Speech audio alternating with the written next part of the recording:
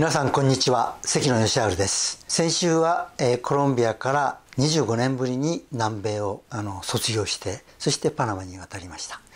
でダリエン地境を通って、そして、今回はダリエン地境を終わってパンアメリカンハイウェイの、起点ですね。そこから、自転車で旅を始めます。どうぞご覧ください。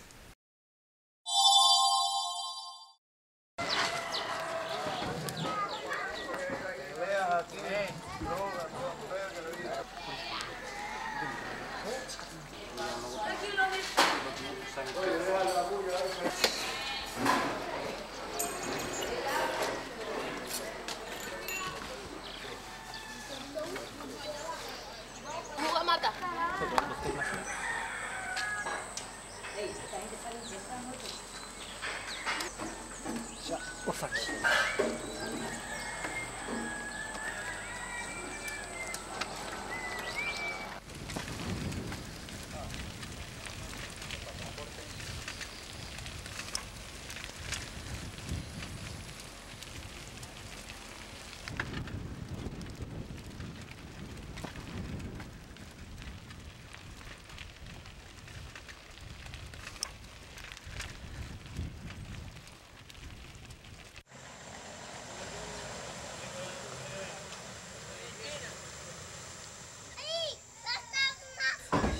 肘はいいんですか？汗がかからんと包帯した方がいい。えぐれてるもんね。包帯しよう。もっと大きく。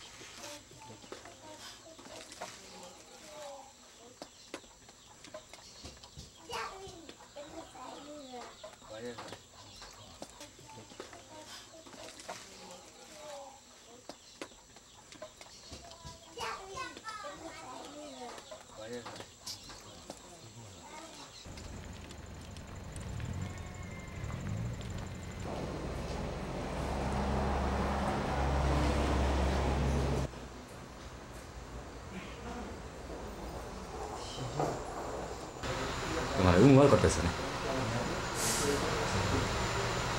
あの犬も悪気なかったじゃない。ちょっとこう渡ろうと思って。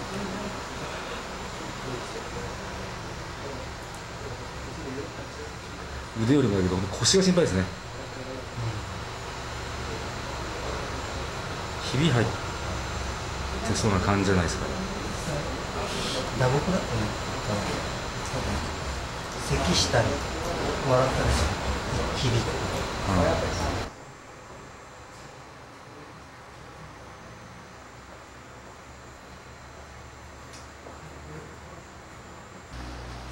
結構ね痛々しいですね。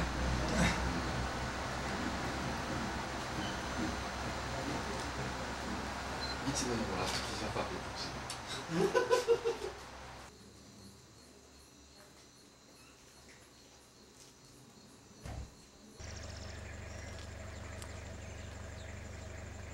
調子どうですか？腕とかなんか腕とか腰とか。昨日より楽に朝薬飲んで。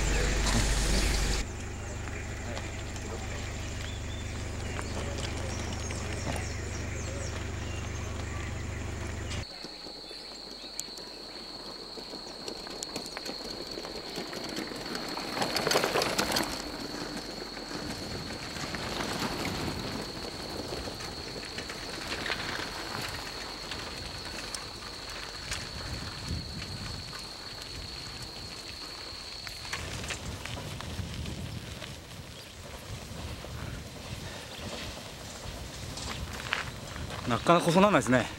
細なんないですね。なんでこんなに違うんだ。話が違う。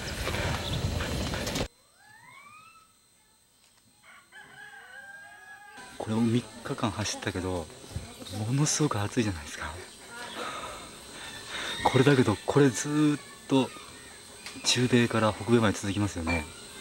アリゾナあたりもっと暑いの。40度超えんだって。あとはずっとフェアバンクスまで舗装だって。ああ、舗装は余計暑いですよね。でもね。No pasto popayán, sí, mucho. Pero y piales a pasto, corren mucho Colombia. Japoneses, pero nacionalizados en Chile. Empecé viaje Chile. Y Chile, Argentina, Bolivia, Perú, Ecuador, Colombia. Entonces llegan a Alaska y De ahí voy a pasar a Siberia. a Siberia y siguen en bicicleta. Con kayak o a pie, cuando congela. Ajá. Estrecho de Bering. Por el estrecho de Bering. Ustedes van para Japón. ¿A dónde es el final? Final África. África. 4 años más todavía. Sí. 4 años. Oh. Otro siglo. Una pasada, de antepasado. Ah, ya. O sea que ustedes no solamente van pedaleando, van observando.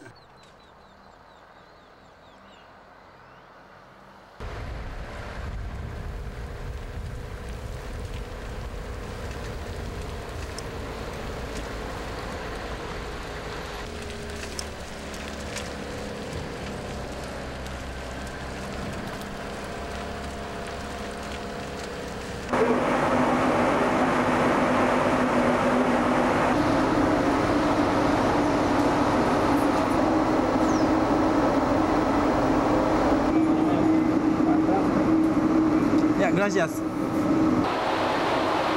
バナナ入って東京越えられないから。あ、そうか。食べないとうるさいから。忘れてた。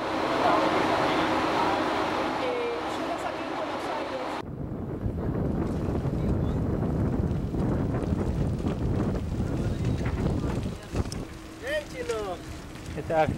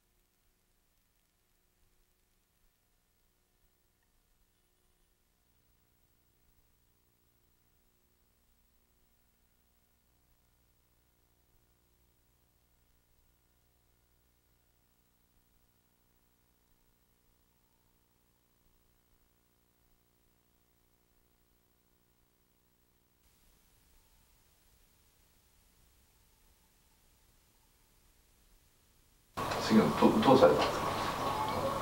左の鼠径ヘルニアっつって、この鼠径部の靭帯が弱くなってね、靭帯と腹筋が、そこからこう腸が出てきて膨らんでた。で、まあ大丈夫だと思って1ヶ月半そのままにして自転車で走ってたんだけど、やっぱり立ってると痛いんで、やっぱりこれ手術しか治療方法がないので、ちょっと諦めて。20代だったらもちろんこんなふうに手術して休んじゃったらすごく悔しい思いするというか、するけども、まあ適当な休みだと思ってるし、ここいい電話なくってさ、全然なんか好きなのいっぱい読めるしさ。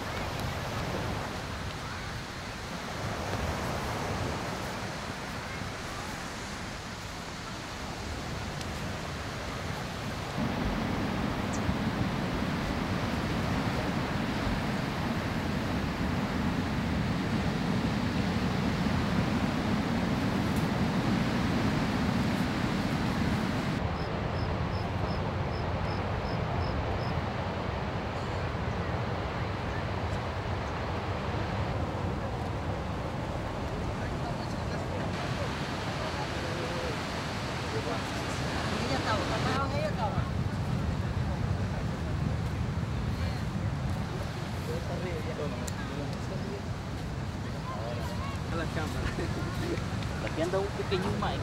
Patya, sa pilih.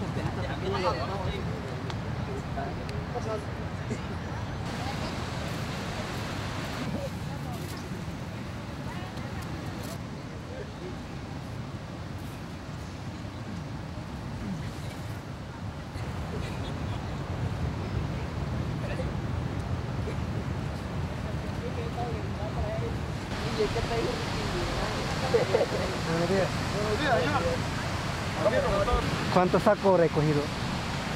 Hasta 40, ¿no? 40. ¿Tener fuerza? Sí.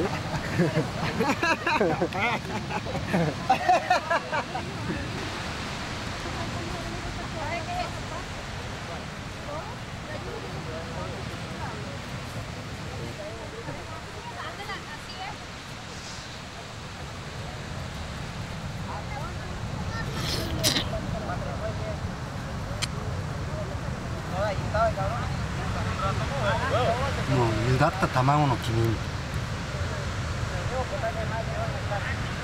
腐ってるじゃないですか。腐ってないなんか力出てきたよ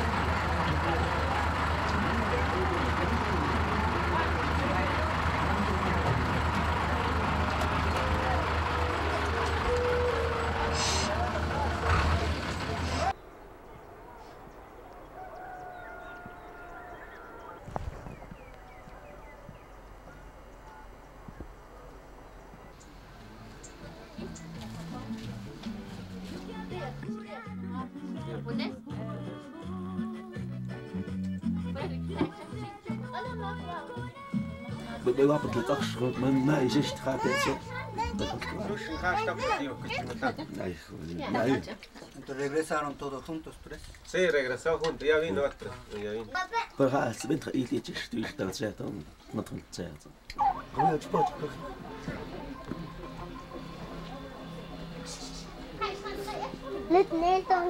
Listo. Começando a gravar. Sim.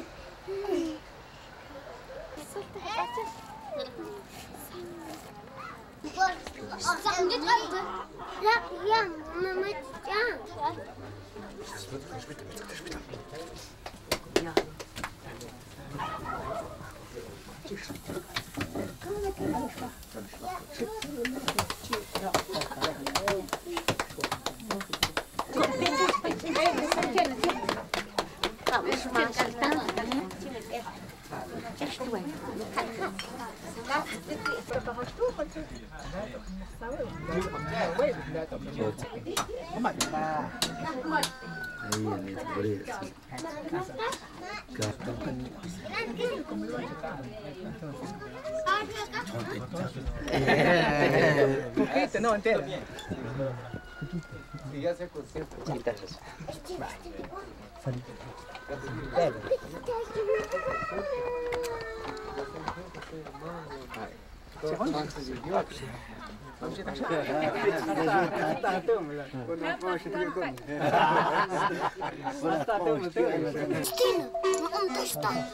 Steve.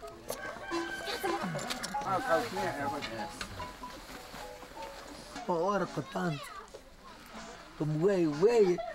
Para güey, lo joven chama, sin checa, te se dio, coches ten ya,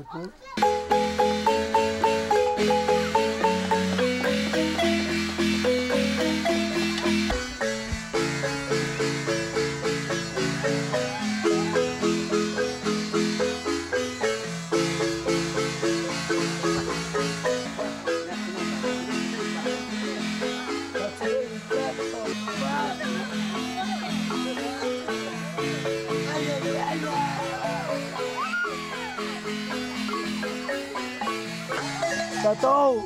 Nego! Ya no! Juliano!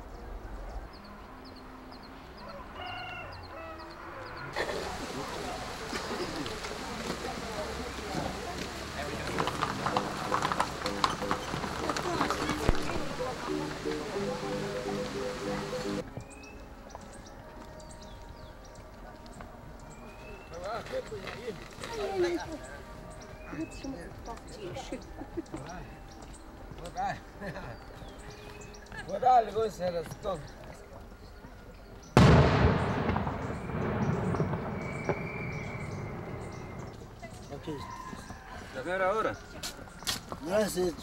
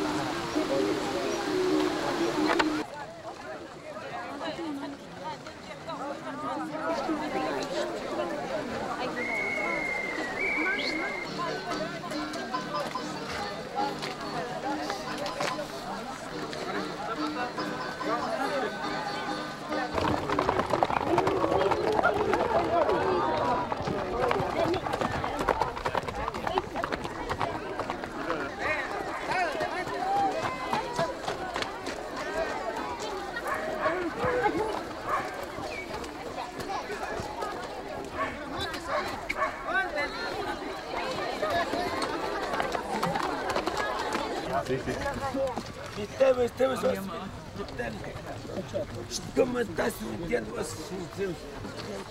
La la la la la la la.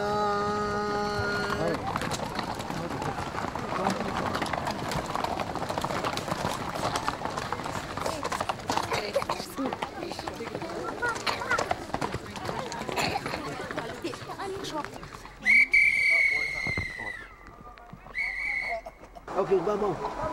Vamos. Vamos.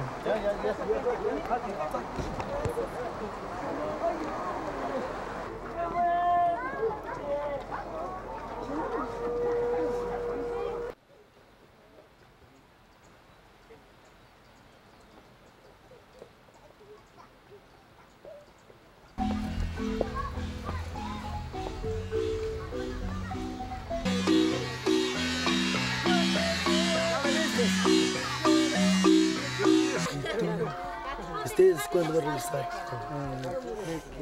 Esta tarde o mañana. Pero para ustedes, ¿cuál es más importante? ¿Vida cómoda, vida rica o familia? No, familia. Familia. Yeah, familia. Mi familia.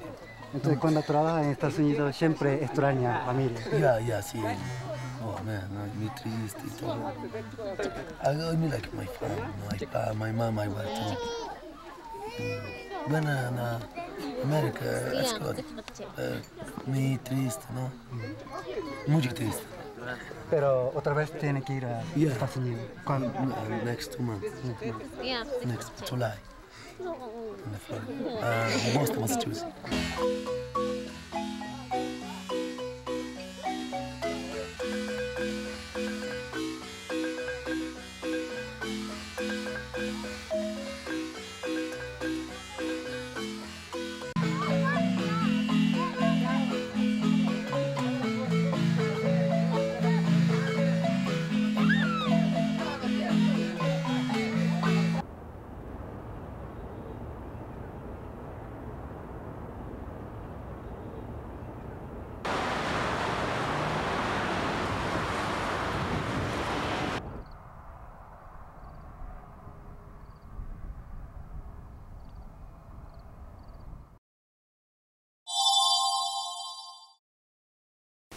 中南米を歩いていて、特に自転車で歩いてて嫌なものが3つあります。一つは警官、一つは酔っ払い、一つが犬なんですね。酔っ払いはわかると思います。絡んできて、うるさくてしょうがない。警官は何かっていうと、良心的な警官がいいんですけども、とにかく、外国人が来ると止めて、なんかイチャモンをつけて、賄賂を欲しがるとか、最悪の場合は何もしてないのにポコッとコカインとかの微量ですけどもザックに入れて、それでちょっとバッグ見せろっつって麻薬持ってんじゃないか、麻薬は中南米で重罪ですからね、そういうことをやる警官が結構いたんですね。犬は何かっていうと、実は野良犬はそんなに怖くはありません。怖くないっていうか嫌ではないんですね。だいたい無関心なのでこっちには寄ってくることはないんですけども、嫌なのは番犬です。だいたい自転車で走ってって家が見えてくると300メートルぐらい手前からこっちが警戒します。というのは犬が飛び出してくるんですね。でこっちも全速でそこで走ります。そうするともう犬は飛びかかる勢いでこっちに来るんですね。それで全速で走って実は負けたことなかったんですね。ところが今回やっぱ同じように番犬が来てこっち向かってきたんで、やっぱり全速で走ったんですけども、砂利道でちょっと上りだったんですね。で結局犬が2匹ですけども、テレビの賊をパトカーが追いかける時に、パトカーが追いかけて前に出てキュッて止めるようにしますね。それと同じことを犬がやったんで、僕は急ブレーキをかけたんですけども犬に当たってしまって、横転してしまったわけです。でちょっと怪我をしてしまいました。でそれは映像で見てもらった通りですけども、で番犬は別に忠犬なんですね。要するに家を守るために仕事をしてるわけです。だから別に悪気があったわけじゃないんですけども、で時実は思いっきり地面に叩きつけられました。で何が何かわからない状態で見たら犬はもういないんですね。同行してた長谷川に犬どうしたの?」って言ったら「びっくりして止まってましたよ」っつって、それでそのうち行っちゃいましたって言うんですね。まあ犬の方は怪我がなくてよかったんですけども、そういう犬ですねはこう非常に忠実な番犬であればあるほど真面目に仕事をしようとするので、大変な思いをします。今回コスタリカのオシノナル海岸でアリバーダ20万頭が一斉に上陸して産卵する姿を見てもらいました。村人たちが全部で2000万個産みつけられるんですね。そのうち 10% か 20% がどうせほっといても後から来る亀に踏み潰されてしまうので、36時間最初に産みつけ始めてから、36時間は土地の人が取って食べてもいいし売ってもいいということになってます。で、それはいいんですけども、その後どんどん卵がかえって子亀が生まれてくるわけですね。それを子供たちがバケツに入れて、そして海岸に持ってって海に放してるわけですけども、なぜかというと亀が帰ったところまでから海岸まで100メートルぐらいあるわけです。その間にクロコンドルとか他の鳥たちに襲われることがあるんですね。それがないように子供たちが持ってってるわけですけども、それに対して、私なんかは、亀は100個産むわけですね。その中で全部が大人になって子供子孫を残すのに参加する必要はないわけで、実は2匹がちゃんと帰って、大人になればいいんですね。途中で食べられてしまうとか死んでしまうことを予測して100個産んでるわけです。それが自然の姿なんです。それなのにその途中の工程、食べられてしまうかもしれない工程を子どもたちが持っていくのはちょっとやりすぎかなと僕なんかは思います。コスタリカは非常に自然を大切にする国で、だいたい国土の4分の1が自然保護地区か国立公園になってるんですね。それで昔はコーヒーが大きな産業だったんですけども、一番外貨を稼いでる産業は何かというと今観光になってます。でラセルは自然保護区というところで、実は森の宝石と言われている動物がいるんです。それがヤドクガエルなんですね。宝石のような色をしてるんです。でなぜヤドクガエルかっていうと、カエルの粘膜とかを矢の先に矢尻にこすりつけるんです。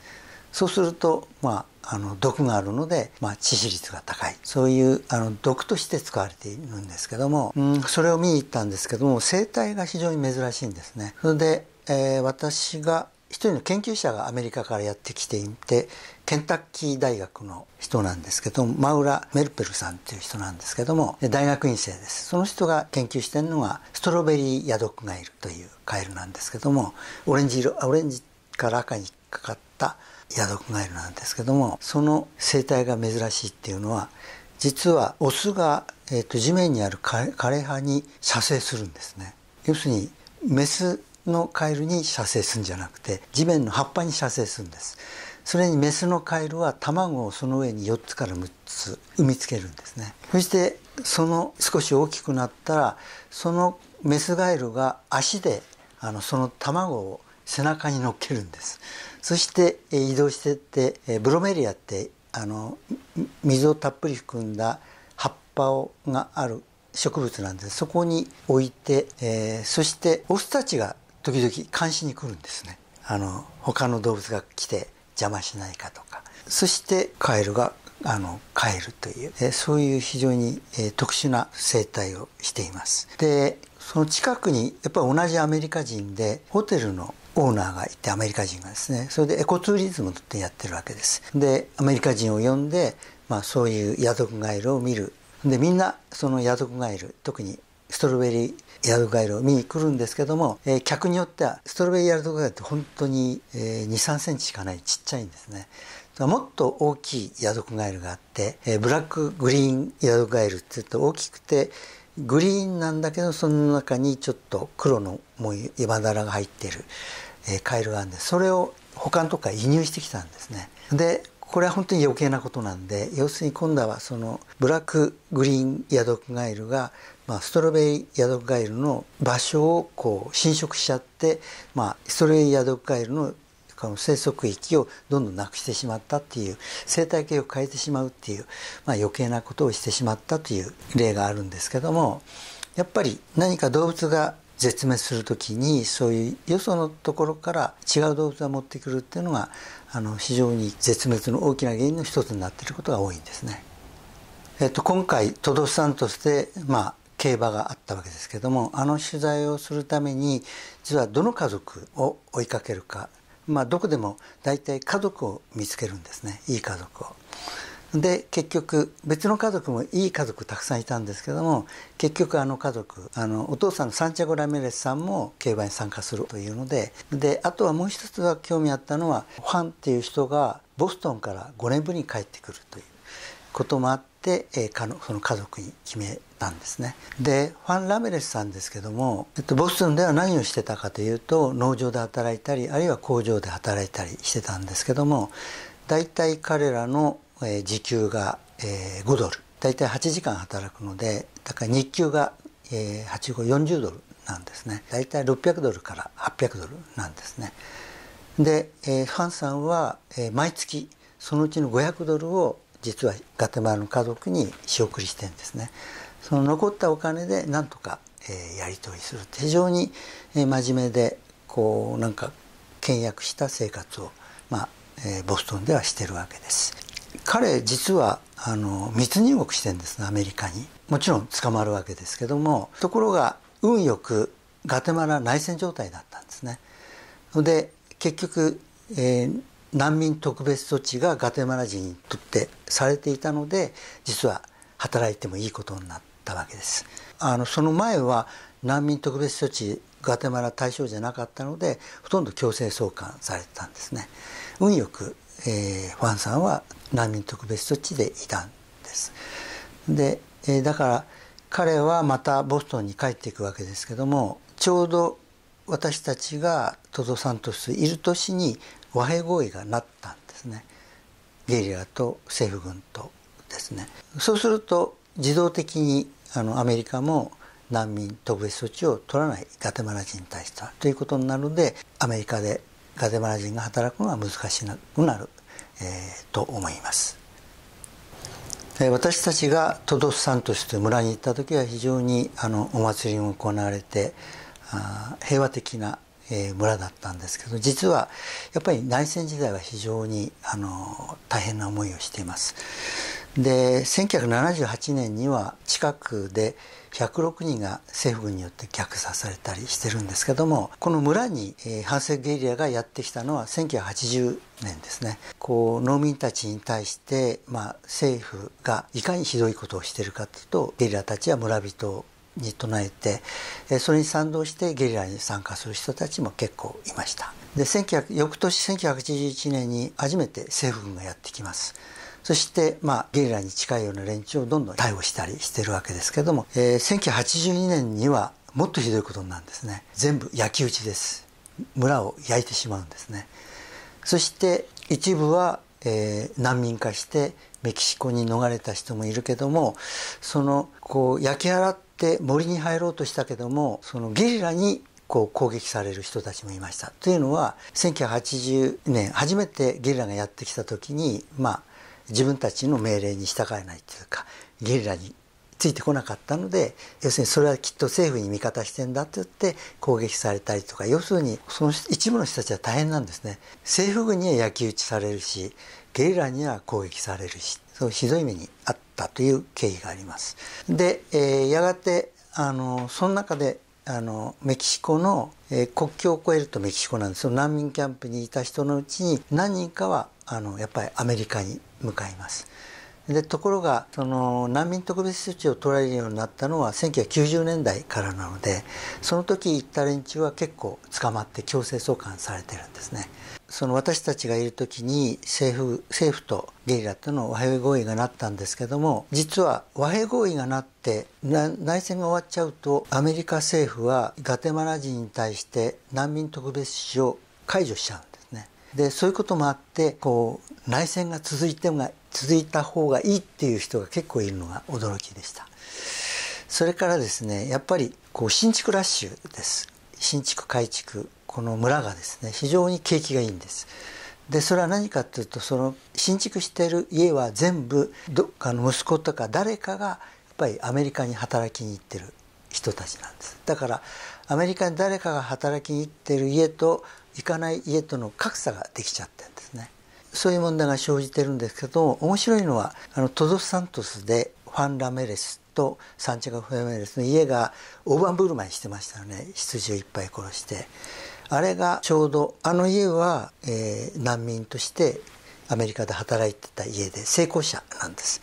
でそれが大盤振る舞いしてそうじゃない人に対して振る舞うっていうことによって、ちょうどアメリカっていうか北の方のポトラッチですね、お金いっぱい貯めたら大宴会をしてみんなゼロにしちゃうっていうのと結構似た役割を果たしているような感じがしました。今週の映像はいかがでしたか。来週はやっとアメリカ合衆国に入ります。そして生保族の人たちと出会うんですけども、そこでワウワウっていう彼ら特有のダンスを見たり、そして第二次世界大戦中の暗号部隊の人たちと出会ったり、ちょっと意外な出会いがありました。そしてそれから北に向かって今度は南東アラスカですね、アメリカ大陸の北西海岸を800キロカヤックで寄り道しながら移動していくんですけども、その旅の最初の部分を来週見ていただきます。今回の映像を見てもし、よかったらチャンネル登録にいいねを押してください。もしいいねをとっくに、押しているとしたら隣のベルマークを押してください。よろしくお願いします。